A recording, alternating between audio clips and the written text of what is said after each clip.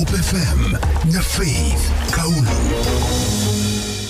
Naam, hujambo msikilizaji na karibu. Tuangazie uchaguzi nchini Tanzania ambapo leo hii Wanatanzania wameanza rasmi kupiga kura kumchagua rais, wabunge na hata rais na wabunge wa kisiwa cha Zanzibar. Na kufanya mazungumzo haya anajiunga nami mwanahabari mwenza Dickens Luvanda ambaye niseme ni mpenzi wa taifa hilo la Tanzania, tuweze kujua kunaendelea nini nchini humo. Maana yake ni uchaguzi ambayo yamekuwa tofauti kilinganisha na uchaguzi wa hapo awali nchini humo Tanzania. Karibu sana Dickens Luvanda. Asante sana na shukuru sana kwa mwaliko huu.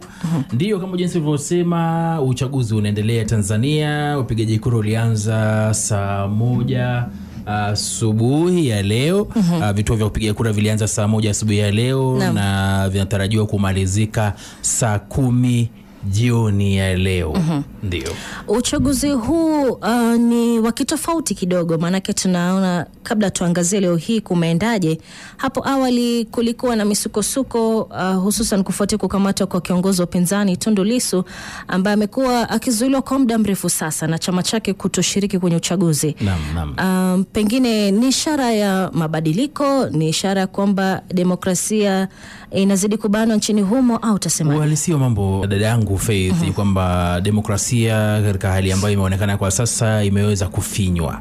Kwa nini? Maana Tundu Lissu tangu mwaka ulipoanza kuanzia Aprili mwaka huu, yasemekana aliandika mambo fulani katika mtandao, ama alisema mambo fulani katika mtandao ambayo yalipatikana kuwa ni makosa ya uhaini dhidi ya serikali ya Tanzania, ambapo aliweza kufunguliwa mashtaka kutoka kipindi kile mpaka wa sasa amenyimwa bondi kutoka mahakamani, kutoka jela ama kizuizini kuja kushiriki haki yake ya kupiga kura kama Mtanzania.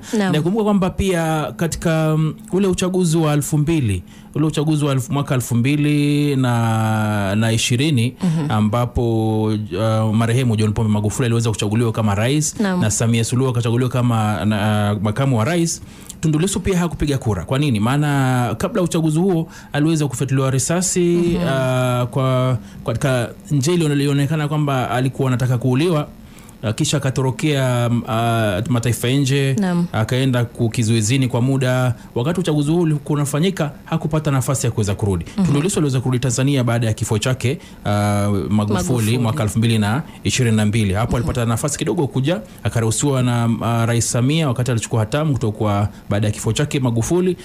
Tundu Lissu akarejea katika taifa hilo akifikiri ataweza kuleta mageuzi ambaye atawasaidia wa Tanzania, lakini kufikia sasa hata juzi ameposti katika mtandao wa X kwamba amewekwa katika kizuizi ambapo yuko peke yake, wanasema kwamba solitary.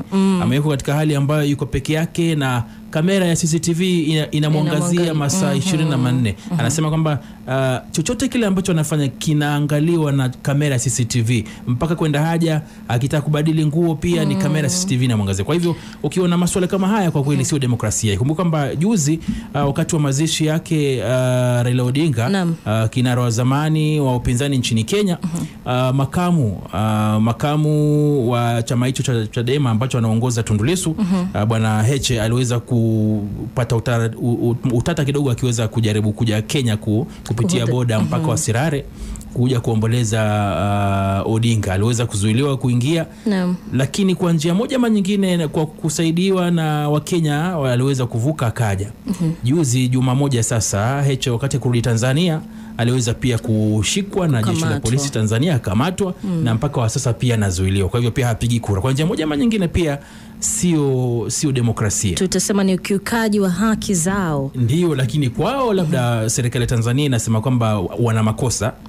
Kulingana na serikali ya Tanzania ni kwamba jeshi la polisi kule linasema kwamba wamepatikana na makosa, kwa hivyo wanazuiliwa wakingoja kushtakiwa na kuhukumiwa kwao. Lakini kiukweli hata mashirika ya kijamii, Transparency International juma moja limepita sasa, liliangazia mambo mengi sana ambayo wanasema kwamba serikali ya Tanzania inakiuka haki za kibinadamu katika idadi kubwa sana. Maana wengi wanapotezwa, wengi wanakamatwa, wanatiwa wakionekana ni kama wanakosoa ama wanapinga serikali, wanatiwa mbaroni.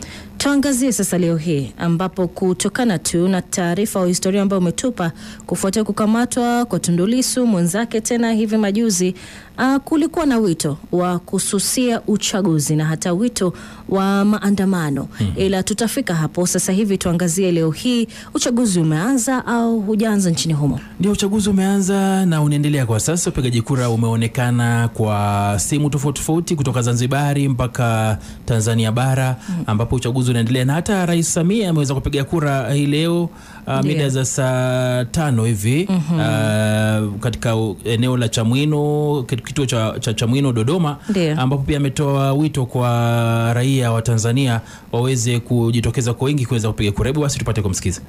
Nilikuwa nafuatilia zoezi hili toka asubuhi na nimeona waandishi wa habari wako kote Tanzania wanaonesha yanayotokea huko. Sasa baada ya kufuatilia na kupata picha, nikaona sasa ni wakati mwafaka kwa mimi kuja na kukamilisha zoezi hili. Nataka niseme kwamba nami tayari nimeshakamilisha zoezi hili. Niwaombe wa Tanzania wale ambao bado wako nyumbani wajitokeze, waende wakatimize haki yao, wakapige kura, chagua viongozi wanaowataka ili nchi yetu tumalize zoezi hili la demokrasia na tuendelee na shughuli zetu za kawaida. Nawashukuru sana waandishi wa habari, naomba muendelee kuwataarifu wananchi. Samia Suluhu Hassan huyo ambaye ni rais wa sasa hivi wa Tanzania na anawania muhula wa pili au muhula mwingine tutasema. Unachukuaje matamshi hayo yake baada ya kupiga kura? Ndio, ametoa rai bora zaidi kwa raia wa Tanzania wajitokeze kwa wingi kwenda kupiga kura.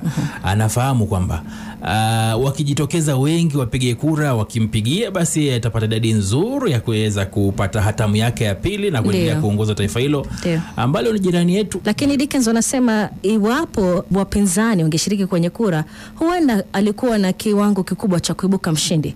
Maanake chama chake, chama cha CCM, kikiibuka mshindi tangu miaka mingi sasa.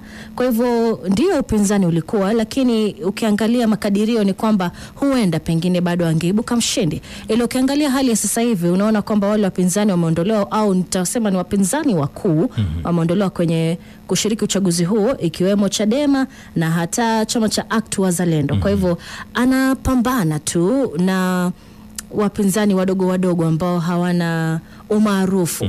Kwa hivyo ushindi ni wake. Kweli ushindi ni wake, lakini mimi nitakwambia ukweli dadangu kwamba ikiwa Chadema na ACT Wazalendo, vyama hivyo viwili vingekuwa katika debe leo katika karatasi ya kupiga kura, na kueleza kabisa uhalisi wa mambo kwamba Mama Samia hangeweza kuibuka mshindi. Maana mimi nimekuwa nazungumza sana na raia wa Tanzania, wengi wao wakati alifariki Bwana Magufuli rais, wengi wao waliona kwamba, wajua, wakati Magufuli yuko kwenye kiti alionekana ni kama alipewa jina la bulldozer. Maana yeye mambo yake alikuwa ni mambo yake jinsi yanavyofanyika ni hivyo hivyo.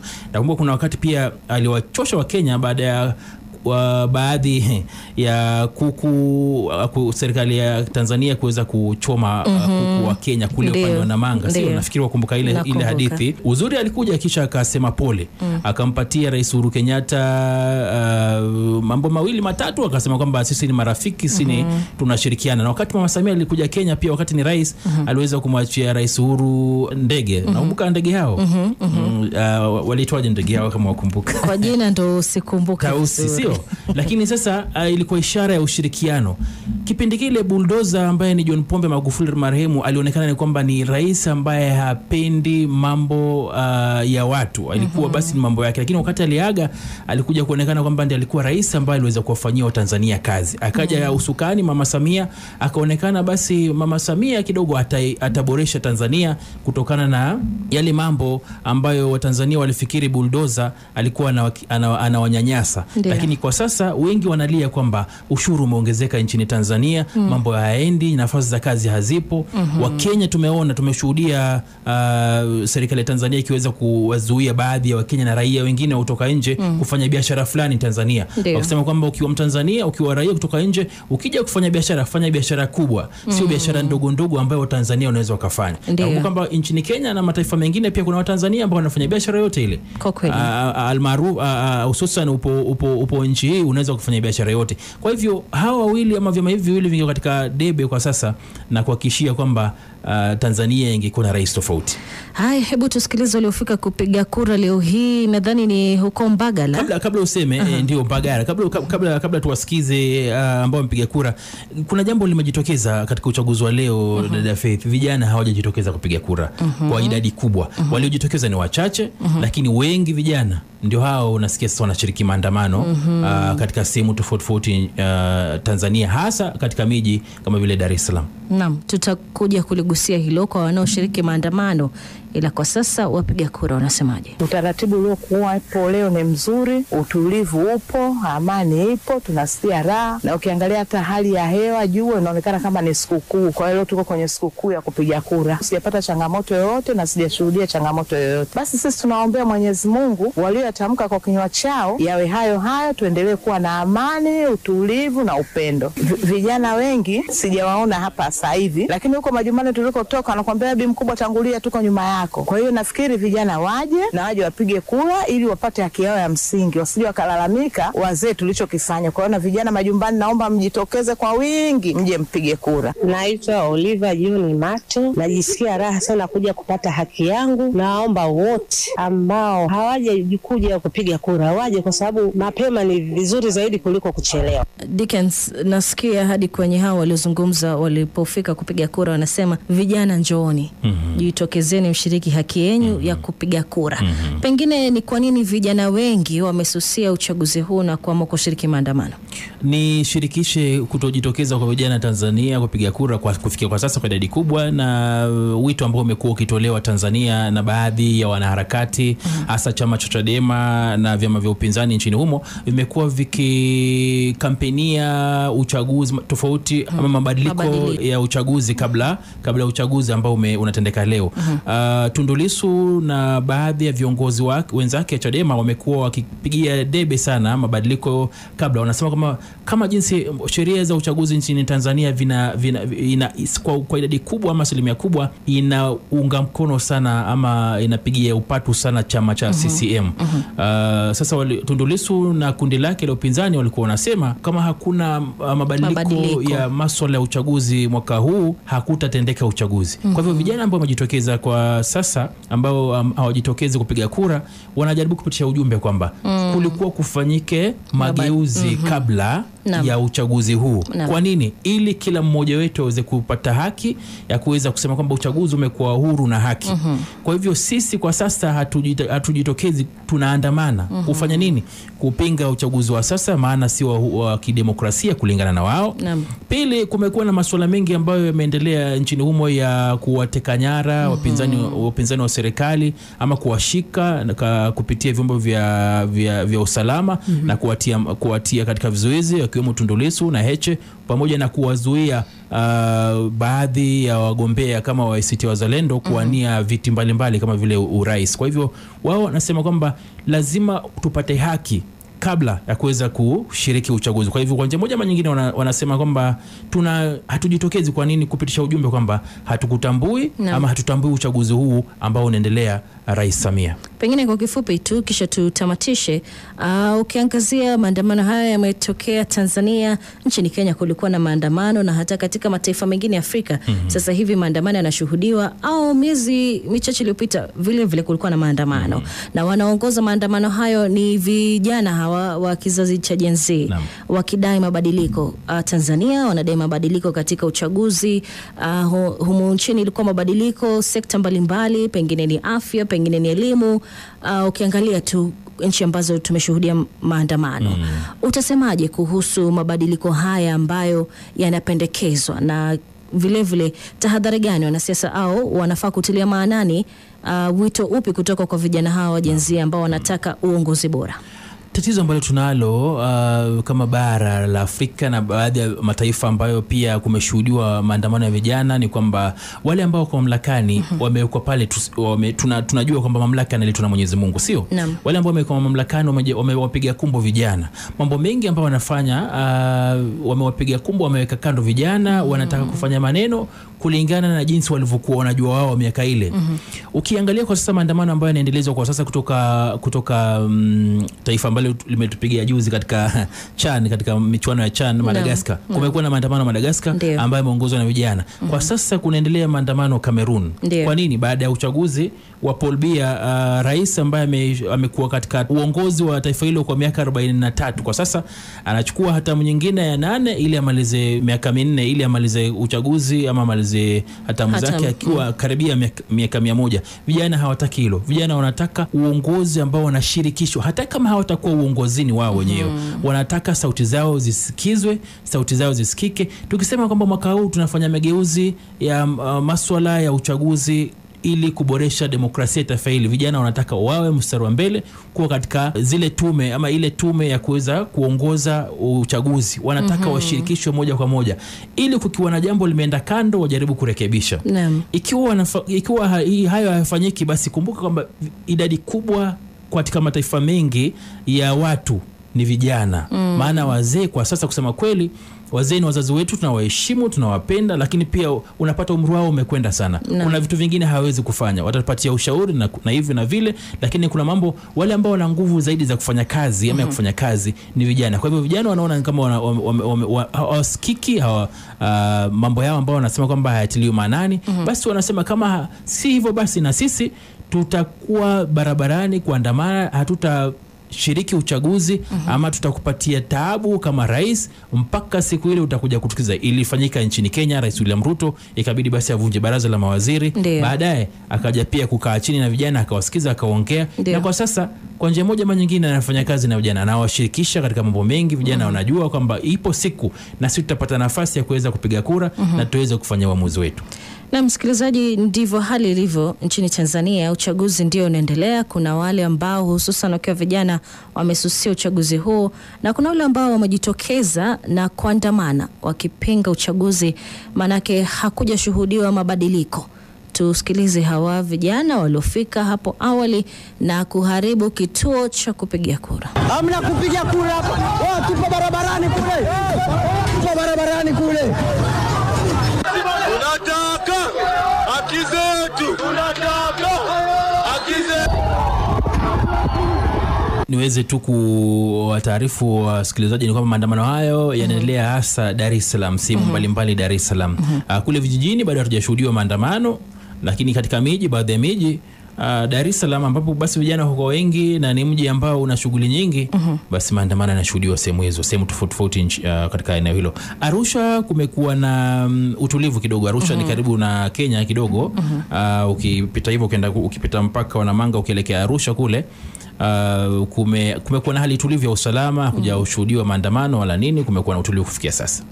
Na msikilizaji, tume ya uchaguzi nchini humo inasema kwamba itatangaza matokeo ya uchaguzi siku 3 baada ya kukamilika kwa shughuli nzima ya kupiga kura. Tunazidi kufuatilia jinsi hali ilivyo nchini Tanzania na tutakuwa tunakuarifu mengi zaidi katika taarifa za Kipenga ifikapo saa 9 na hata saa 10 kamili. Ila kwa sasa, kwa heri kutoka kwangu Faith Kaulu. Nami Dickens Luanda. Kipenga cha Hope FM, tukikujuza tumeshuhudia.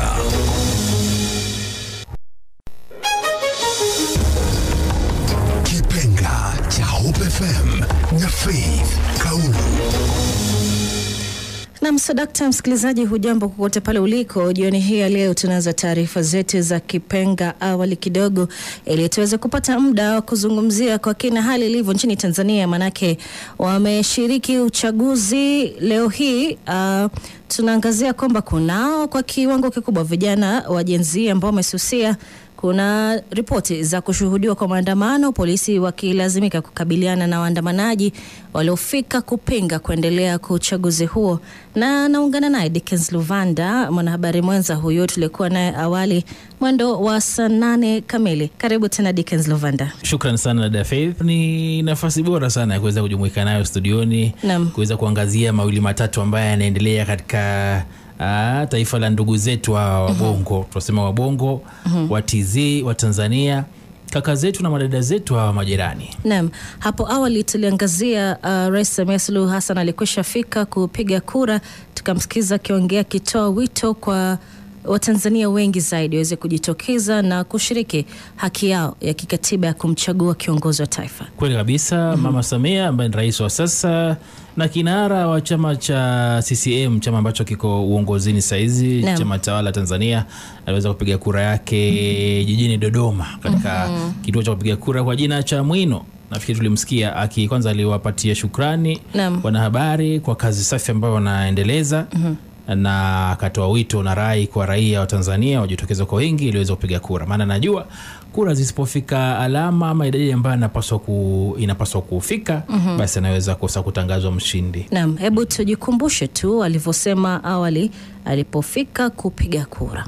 Nilikuwa nafuatilia zoezi hili toka asubuhi na nimeona waandishi wa habari wako kote Tanzania wanaonesha yanayotokea huko. Sasa baada ya kufuatilia na kupata picha, nikaona sasa ni wakati muafaka kwa mimi kuja na kukamilisha zoezi hili. Nataka niseme kwamba nami tayari nimeshakamilisha zoezi hili. Niwaombe wa Tanzania wale ambao bado wako nyumbani wajitokeze, waende wakatimize haki yao, wakapige kura, chagua viongozi wanaowataka ili nchi yetu tumalize zoezi hili la demokrasia na tuendelee na shughuli zetu za kawaida. Nawashukuru sana waandishi wa habari, naomba muendelee kuwataarifu wananchi. Ni Rais Samia Suluhu Hassan huyo. Dickens, pengine tutaje ya kuwa ndiye rais wa kwanza wa kike nchini Tanzania. Kweli kabisa, na rais wa kwanza wa kike Jumuiya ya Afrika Mashariki. Naam kabisa. Na ikumbuka kwamba aliingia uongozini kwa baada ya bosi wake ambaye alikuwa ni kinara wa chama hicho, Rais John Pombe Magufuli kuaga. Nafikiri tutakumbuka sote kilichotokea wakati wa COVID. Aliweza kufariki baada ya kuugua kwa muda. Kufariki. Kisha akatoa mamlaka kama rais, makamu wa rais, mpaka wa leo bado ni rais. Na wakati anagombea ikiwa atashinda urais ambao uchaguzi ambao unaendelea atashinda urais, basi itakuwa hatamu yake ya pili. Ambapo basi baada ya hapo hataweza kuwania tena. Japo amegombea mara moja kama rais, kumbuka kwamba amekuwa rais pia muda ambao unatamatika baada ya uchaguzi wa leo. Atakuwa amemaliza basi muhula wake wa pili ikiwa atachaguliwa rais kuanzia leo. Pengine kabla ya kuangazia hali ilivyo, jinsi tunavyoona kwenye mitandao na hata kwenye vyombo vingine vya habari, tuzungumzie uongozi wake Samia Suluhu Hassan. Manake alipochukua uongozi nakumbuka kwamba kulikuwa na furaha kidogo, wengi wakisema ni mwamko mpya, ni mwenendo tofauti ikilinganishwa na yake marehemu Rais Pombe Magufuli. Ulitaja kwamba alifahamika kama bulldozer, ila ikaja mama, wengi wakamsifia manake ana ile nitasema utu wa kulea, ile moyo mkunjufu wa kuelewa. Hatukutarajia itafika wakati tuanze kuzungumzia iwapo matokeo ambayo tunashuhudia ni ukiukaji wa haki za kibinadamu. Maana sasa hivi zipo tetesi za kubanwa kwa jamii, si jamii, nitasemaje, mitandao ya kijamii ndio nchini Tanzania. Kuna ile kunyima uhuru wa kushiriki uchaguzi, maana tunaona kuna viongozi ambao wamekamatwa na kufunguliwa mashtaka, ila wengi wanasema tu ni siasa. Si siasa. Unajua siasa ni mambo ambayo yanatendeka kwa sasa. Na mwanasiasa ni mtu ambaye wengi wao, si wote, wengi wao watafanya kila kitu kuhakikisha wanapata ushindi kwa njia ambayo inapaswa kuwa ndio njia ama njia ambayo ipaswa kuwa njia. Lakini wengi wao wanajificha katika kwa jambo ambalo linajulikana ama linasemekana kwamba ni demokrasia. Wengi watafanya jambo wakijificha kwa katiba ama demokrasia, wakisema inapaswa kuwa hivi, lakini wanahakikisha kwamba hakuna mwanasiasa, wengi wao hakuna mwanasiasa ambaye anawania kufeli. Wengi wanawania ili kushinda. Kwa hiyo pengine niulize, mabadiliko hayo yalitokea wapi na wakati upi? Kutoka kufahamika kama mama mlezi kuja kuona kuna wale ambao wanasemekana wametoweka, wajulikani waliko, kuna wanasiasa wanazuiliwa kwa muda mrefu, wakifunguliwa mashtaka tofauti. Utofauti huo ulitokea muda upi? Aliingia katika uongozi 2021 mwezi wa Machi, hapo mwezi wa 4 baada ya kuapishwa. Alikuwa mwaka huo wa mtulivu sana. Nafikiri pia alikuwa anasikiza ground. Hapa Kenya tunasema kusikiza ground. Kuweza kuwasikiliza raia na wafuasi wako na wananchi wako, ujue wanapenda ama wanakuonaje ama wanapenda kipi, wanataka vipi. Baada ya kusikiza pia wanakuja, yeye pia anakuja na anaangalia uhalisia wa mambo. Nyinyi mwataka hili, lakini pia mimi kuna masuala ama kuna matakwa ambayo yanapaswa kutekelezwa. Mara nyingi tunafahamu kwamba rais anapochukua uongozi ana maslahi ama ana maslahi ya raia wake akilini na moyoni, akisema kwamba atafanya nini ataweza kuyatimiza na kuyatilia maanani. Lakini pia anapata msukumo. Kuna msukumo kama Kenya wakati Rais William Ruto na aliyekuwa naibu wa rais Rigathi Gachagua walipoingia mamlakani, mara nyingi tuliwasikia wakisema tumerithi mikoba ambayo haina pesa. We inherited empty coffers, walikuwa wanasema hivyo. Wakisema kwamba serikali ambayo ilikuwa iliweza kufyonza kila shilingi ambayo ilikuwa, lakini sasa wanapata labda kuna madeni ambayo serikali iliyokuepo iliweza kuchukua, watafanya vipi ili waweze kulipa. Sasa wakati ule rais ameingia kabla aingie madarakani, zile ahadi ambazo anawapatia raia, anajua kwamba mambo yatakuwa nywee. Lakini wakati anachukua hatamu huo uongozi, hata kiongozi wote yule katika kampuni ama shirika lolote, kabla uchukue usukani wa kiti hicho ama uongozi huo, wafikiri kwamba mambo ni mepesi tu. Lakini ukishakalia kiti hicho wajua wasikia uzito wake. Nafikiria ilisikia uzito, akaona hapana, hapa sasa inabidi nikae ngangari, nikae ngumu. Lakini kile ambacho sasa anafanya kinakuja kupitiliza. So mwaka huo, kuelekea mwishoni wa mwaka huo, kidogo alianza kubadilika polepole. Kodi na ushuru kaanza kuongezewa kwa vitu tofauti Tanzania. Kutuma pesa, Tanzania mara nyingi walikuwa kutuma pesa, idadi ya mikato ama mkato ikaweza kuongezwa. Mpaka wa leo sasa wanalia ushuru, kodi, ushuru, mambo ya maisha yanakuwa magumu kwao. Yalianza hivyo mpaka sasa unaona kwamba upinzani kidogo katika taifa hilo imekuwa ni kama umefanya jambo ambalo halipaswi kufanyika kabisa, kupinga serikali. Tofauti sana na Kenya. Maana Kenya kusema kwamba one term kwa Rais William Ruto atachukulia kama mzaha, kama mchezo, akisema vipi haya masuala ya one term, nani amekuambia kwamba hii one term hata nikifanya one term sitaweza kutimiza ahadi za Wakenya. Kwa hivyo tofauti sana na Kenya, Tanzania kidogo rais labda anaona kile ambacho unamtania au unamfanyia sio jinsi inavyopaswa kuwa. Kwa hivyo sauti ya upinzani imekandamizwa. Kweli kabisa. Tuangazie sasa jinsi hali ilivyokuwa leo hii asubuhi. Naona kwamba ndio kuna viongozi mbalimbali waliofika pia kupiga kura kando naye Rais Samia Suluhu Hassan, na kuna viongozi vile vile walizungumza kuongelea amani, utulivu na kutoa wito kwa Watanzania kujitokeza kupiga kura. Kabla ya leo kidogo nikumbushe tu hiyo jana, siku moja kabla kura za leo Tanzania, viongozi wa Kenya kama Martha Karua ambaye ni mgombea wa rais katika kura ambazo ziliweza kutamatika, aliweza na kundi lake waliweza kukosoa uongozi wa Tanzania, kusema kwamba uchaguzi wa leo si uchaguzi, ila ni kama mzaha ambao unafanyika. Maana rais wa sasa anamenyana na watu ambao sio ni kiwango chake kisiasa. Na kulingana na viongozi, baadhi ya viongozi nchini humo akiwemo Martha Karua, wanaona kwamba labda Mama Samia aliweza kufungia ama kuwazuia wale wengine ambao wanaona kwamba ni wababe kisiasa, ili aweze kupata nafasi rahisi sana ya kuweza kushinda uchaguzi. Ukiangalia vyombo vya habari, hususan magazetini na hata kwenye mitandao, wanasema it is not an election, it's a coronation. Maana kwa ushindi tayari unao, kwamba anakuwa ratified. Ndio hivyo sasa. Anapigiwa muhuri kwamba huu ni wakati mwafaka zaidi wa kurudisha uongozini, sio? Naam, tusikize ambacho alisema Martha Karua jana. As for an election to be free and fair, there must be at least a competitive election. This is not an election, ni maigizo or drama. Repression in Tanzania has intensified. Amnesty has referred to Tanzania's situation under Suluhu and the forthcoming elections as unopposed, unchecked, and unjust. Contrary to rumors circulating, no elections are happening in Tanzania tomorrow, as all international media companies have been barred from entering Tanzania. No credible observation mission is currently in Tanzania. Belgium, Sweden, Germany, and Ireland have all withdrawn from the elections. The US is monitoring the situation, although it is not providing any official observers. Pengine Dickens Lovanda kutokana na semi hizo ambazo tumesikia wakisema si uchaguzi bali ni maigizo tu. Manake kama ulivyosema hapo awali, anamenyana na wale ambao ni wadogo sana na hawana umaarufu mno. Ikisemekana tu kwamba ushindi bila shaka utakuwa wake.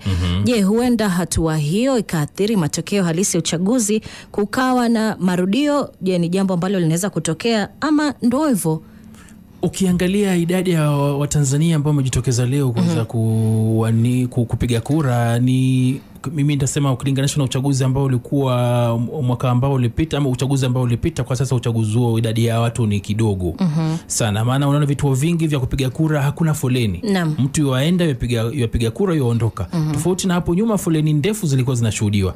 Labda mitandao kwa sasa labda imeboreshwa, wazasema hivi imeboreshwa, maana inakuwa rahisi kupiga kura kwa raia, lakini ni ishara kwamba idadi kubwa ya Watanzania hawajajitokeza leo kupiga kura. Kwa hivyo inaweza kuwa na athari kubwa sana katika matokeo ya uchaguzi, maana ili mgombea aweze kutangazwa kwamba ameweza kushinda, kama Kenya tu anapaswa kuwa na kura 50% pamoja na kura moja.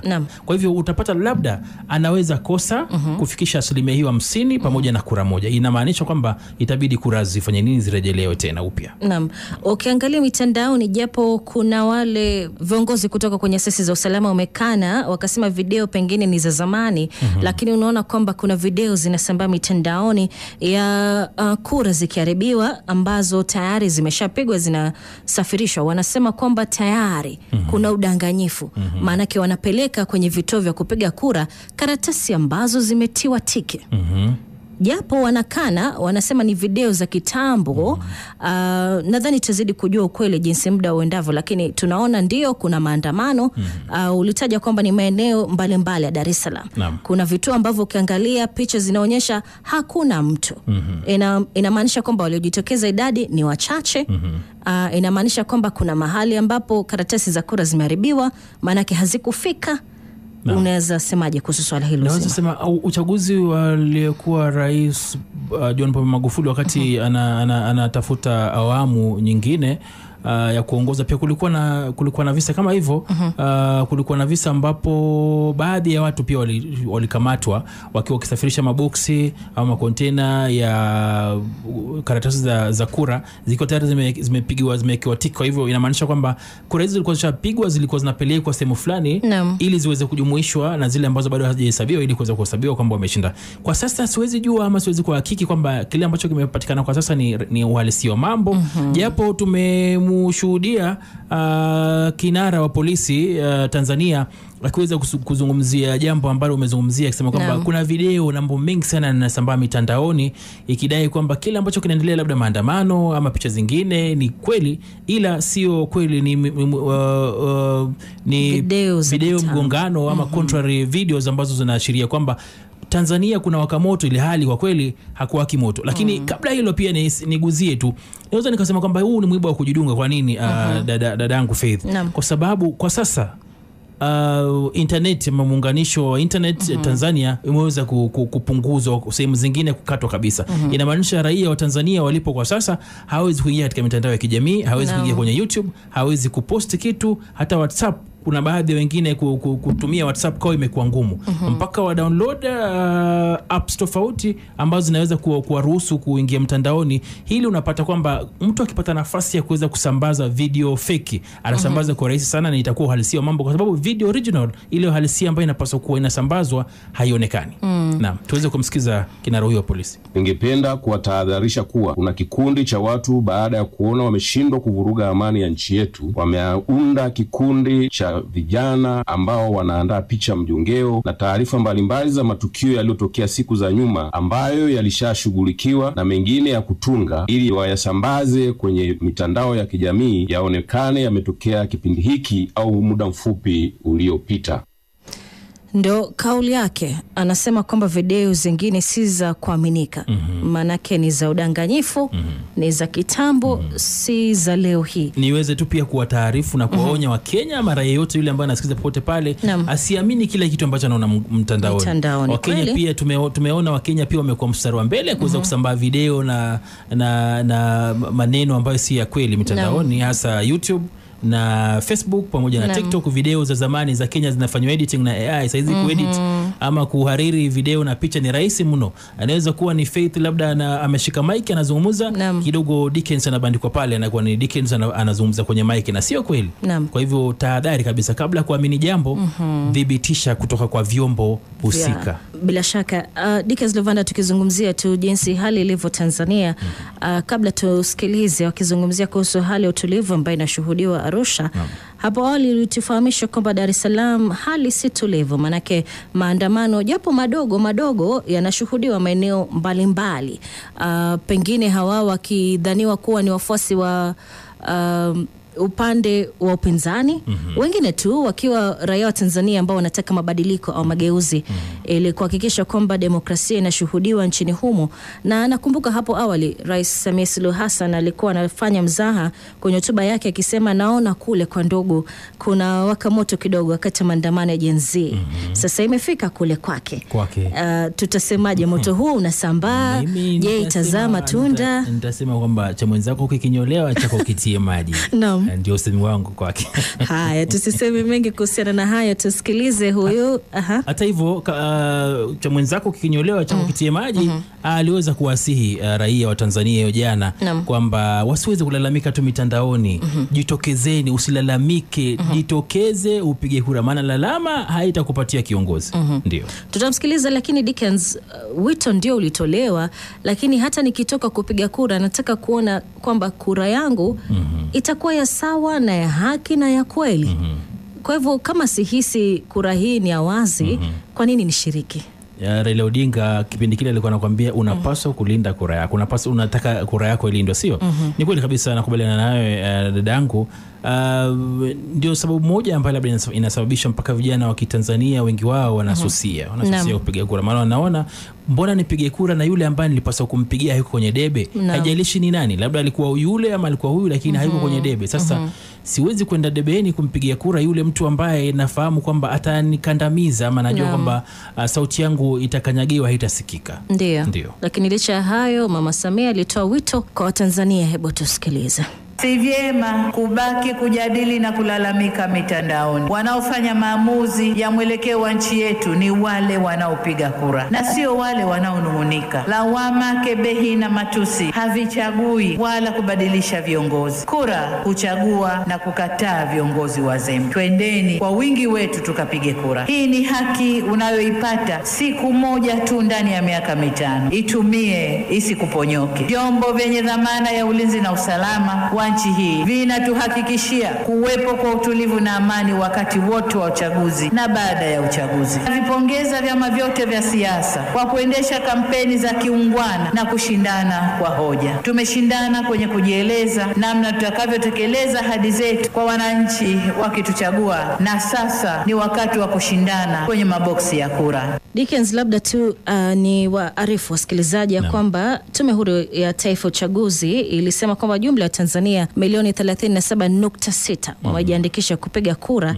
Kwa hivyo pindi tu vituo vitakavyofungwa tutakuwa tunajua kamili ni idadi kamili walijitokeza. Ndivyo. Na pengine tu tujue kwamba wagombea wanaowania nafasi ya urais ni 17. Kwa hivyo ndio tunaongelelea kwamba viongozi wa upinzani wamezuiliwa kushiriki, lakini kunao wengine 16 ambao wapo kinyang'anyironi. Ndio.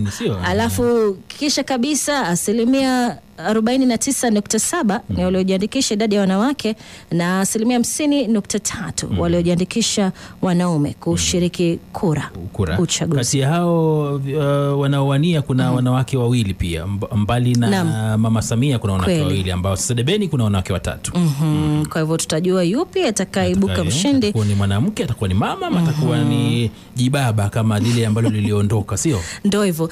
Pengine tusikilize au tuzungumzie sauti hiyo yake Rais Samia akiwasihi wa Tanzania kujitokeza kupiga kura. Bila shaka tukisikiliza Dickens ni utulivu mno, hakuna hasira, inaashiria upendo mwingi, uzalendo, ina utulivu. Naam, na kuna wakati ambapo watu walikuwa wanasema kiongozi fulani si mbaya, ni wale wanaomshauri au ni wale ambao wanatekeleza vitendo fulani. Kwa hivyo tukisikiliza hiyo sauti ya mama au wito wake kwa Tanzania, tutasemaje kumyeye? Tutasema kwamba wajua katika uhalisia wa mambo kwamba yule, nitumie mfano wa tuje nyumbani. Nyumbani tuseme kuna pacha ambao wanafanana nyumbani, na watoto pacha ambao wanafanana. Kuna yule mtulivu hana maneno, na kuna yule wa kuzungumza zaidi ama yule machachari zaidi. Kati hao wawili wafikiri nani mkali kushinda mwenzake? Kitandawili hicho kitegue. Yule mpole ukimjaribu siku atakukaripia, atakung'ata vibaya sana kushinda yule machachari. Kwa hivyo upole wa jambo si kusema kwamba nakuchukulia hutanifanyia kitu. La hasha. Jibu ndo hilo tunalo. Tunaona video kwenye mitandao ya maandamano, ila kamishna huyo wa Arusha anasema hali eneo hilo ni tulivu na shwari kabisa. Kwa hivyo msikilizaji, kukufahamisha, ndio kuna sehemu kadha kadha Tanzania ambapo kuna shuhudiwa maandamano, lakini si kote nchini. Hebu tumsikilize. Nimekuja hapa kuja kupiga kura ya rais. Nimeshapiga kura. Tumia nafasi hii kuwahamasisha wananchi wa mkoa wa Arusha kwamba waendelee kujitokeza timiza haki yao ya msingi katiba ya kupiga kura. Vituo vitakuwa wazi kama sasa saa 1 hii mpaka saa 10 jioni. Tukitamatisha taarifa za kipenga mwendo wa saa 10 jioni hii ya leo, labda kumfahamisha msikilizaji wetu ya kwamba milioni 36.6 ya wapiga kura wapo Tanzania bara, alafu sasa takriban 100,000 ya wapiga kura wapo Zanzibari. Kwa hivyo inamaanisha pia eneo hilo wanashiriki uchaguzi. Hebu tueleze tu kwa msikilizaji ambaye anashangaa, Tanzania Zanzibari kwa sababu kidogo tu 700,000 makosa kidogo 700,000 takriban watu 700,000 na kitu wako Tanzania Zanzibar, ambapo basi ni kisiwa. Pale nyuma kilikuwa kisiwa ambacho kinajisimamia katika uongozi, lakini baada ya maafikiano na migongano ya muda mrefu wakafikiana kuwa taifa moja. Tambo kilikuwa kinajulikana kama Tanganyika, Tanzania tofauti, Zanzibar tofauti. Kisha baadaye wakafikiana wakawa Tanzania, lakini Zanzibar wakafikiana makubaliano ikawa Zanzibar waweze kuwa na uchaguzi wao, waweze kuwa na kiongozi wao. Tanzania bara hawezi kuwa pia na kiongozi wao, lakini Tanzania bara bado ipo juu ya Zanzibar kutokana na maafikiano na makubaliano ya mataifa mawili. Zanzibar ina rais wake. Rais wake wa sasa ni mwanae ambaye alikuwa rais wa pili wa Tanzania, Hassan Mwinyi, ambaye aliaga si kitambo vile. Mwanae sasa ambaye ni rais wa Zanzibar ni Hussein Ali Mwinyi, ambaye alichaguliwa katika uchaguzi ambao ulipita kupitia chama tawala cha CCM, na kwa sasa anatetea kiti chake kwa mara ya pili. Anataka pia uongozi wa pili, na ameweza kupiga kura hii leo akiwa ameandamana na mke wake kule Zanzibar. Uchaguzi wa Zanzibar ulianza jana. Uchaguzi wa Zanzibar, wakazi wa Zanzibar, maraia wa Zanzibar wanachagua diwani kama hao wengine, wanachagua mbunge, kisha wanachagua rais wao. Kwa hivyo uchaguzi wao ulianza jana, ambapo waliweza kuchagua diwani, wakachagua mbunge, wakachagua rais. Ile wanashiriki uchaguzi. Kwa wale ambao hawakuweza kuchagua viongozi hao jana, wanarejelea pia leo wanafanya vivyo hivyo kwa sababu ya migongano, na mara nyingi siasa zao zinashuhudia vurugu. Kwa hivyo wanapewa siku moja kabla wenzao Tanzania bara ili kuweza kushiriki uchaguzi. Kwa hivyo leo pia baada ya kuchagua na jana, leo wanachaguana wakichagua rais pia. Kwa ujumla wa Tanzania wanachagua rais wao. Kwa hivyo mkazi wa Zanzibar leo akiwa na karatasi 5 za kura, yeye ana karatasi 6 za kura. Maana ana rais wake pia ambaye anaweza kumchagua. Mmoja wao ambaye anagombea ni rais wa sasa Hussein Mwinyi, na ambaye ni wa chama cha CCM, na mpinzani wake mkuu ni bwana ambaye ni wa chama cha ACT Wazalendo, ambaye pia anawania kiti hicho ili aweze kumuondoa bwana Mwinyi, ambaye pia sasa ni mwenyekiti wa chama cha CCM. Yule anajulikana kwa jina anaitwaje jina, nataka kukumbusha. Anaitwa bwana Othman Masoud Othman, ambaye sasa ni anajaribu kumpinga rais wa sasa kupitia chama cha ACT Wazalendo. Hai, hebu tumsikilize Mwinyi awali leo hii alipopiga kura alisemaje. Sisi Chama cha Mapinduzi tunajivunia sana kwamba kwa kweli tumefanya kampeni za kisasa, tunafikia makundi yote, lakini tunamshukuru Mungu kwamba ile amani tuliyokuwa tunaizungumza imepatikana katika kipindi chote. Hadi leo tunakuja kupiga kura, amani bado imetawala katika nchi yetu, na matarajio yetu kwamba baada ya matokeo kutoka, basi amani hii itaendelea. Na mwana Patrobo Drang yupo upande wa pili tayari kutupeleka nyumbani kwenye route yetu. Tutakuwa tunampisha muda usiokuwa mfupi Dickens Lovanda tukitamatisha. Ndio wapo debeni wanapiga kura. Vituo vinaenda kufungwa wakati wote ule kuanzia sasa hivi. Utasemaje, tunatarajia lini matukio hayo? Licha ya kushiriki kwake Tundu Lissu na Luhaga Mpina huyu, matokeo ya urais yatatangazwa, iwapo mshindi ataibuka, ataapishwa. semi zako za mwisho kuhusiana na hayo. Kabla ya matokeo ambayo yanatarajiwa chini ya masaa 72 ambapo ni siku 3 baada ya kura kufungwa. Kwa sasa vituo vya kupiga kura tayari vinafungwa, maana vilikuwa vinafunguliwa saa 1 asubuhi, vinafungwa saa 10 jioni, kwa sababu vinafungwa ni saa 10. Tutatarajia kichwa kwanza kutoka kwa waangalizi. Waangalizi watapeana ripoti. Kuna waangalizi kutoka Jumuiya ya Afrika Mashariki ambao walitumwa na Jumuiya ya Afrika Mashariki. Kenya tupo na waangalizi ambao wametumwa, baadhi yao wa Afrika Mashariki, Jumuiya ya Afrika Mashariki, pamoja na wabunge wawili wa Iala, Kanini Kega na Suleiman Shabal, ambaye mara nyingi ametaka ugavana Mombasa, na Kanini Kega pia wako katika uangalizi nchini Tanzania kama Jumuiya ya Afrika Mashariki EAC. Alafu pia SADC, kile kikundi ama muungano wa SADC ambao pia Tanzania ni mwanachama. Tanzania ni mwanachama wa EAC na pia ni mwanachama wa SADC, pia kuna waangalizi kule. So nina imani kwamba wataweza kutoa ripoti kabla ya uchaguzi, kabla ya matokeo ya uchaguzi, kuweza kuangazia, kusema kwamba matayarisho yalikuwaje, uchaguzi umekuwaje, vituo vimefunguliwa saa ngapi mpaka wa sasa. Baada ya hapo tunatarajia ripoti ya chama ama tume ya uchaguzi Tanzania INEC, ambayo itaweza kutangaza kwamba uchaguzi umekuwaje, kumekuwa na utulivu, kumekuwa na nini, ripoti ya awali, wanasema preliminary report. Wataweza kutoa ripoti hiyo, kisha baadaye watatueleza ni kwamba uchaguzi matokeo inaanza kutangazwa katika vituo, kisha baadaye wanajumulisha katika kituo kikuu cha kuhesabu kura ambapo kiko kwa sasa kipo Dar es Salaam. Kwa hivyo tutaweza kupokea matokeo. Leo ni siku gani? Leo ni Jumatano. Kufikia Jumamosi, Jumapili tutakuwa na uhalisia wa mambo kwamba nani basi ameweza kubeba bendera ya kuweza kuongoza taifa hilo. Ama kama sio hivyo, kama haijiwezekana, ni kipi ambacho kimefanyika na kipi kitafuata. Shukran sana Dickens Luvanda. Bila shaka msikilizaji, tunazidi kufuatilia taarifa nchini Tanzania kwa ukaribu na hata taarifa nyingine humo nchini. Kwa hivyo natamatisha taarifa za kipenga hapo, ila Samedik atakuwa anakuja kutuarifu zaidi ya kinachoendelea nchini Tanzania, Afrika na hata ulimwenguni kote. Kabla kumaliza kidogo, nipe ruhusa kidogo nitoe wosia kwa Wakenya kwamba kile ambacho kinaendelea Tanzania ni jambo ambalo pia sisi huwa tunashughulika nacho.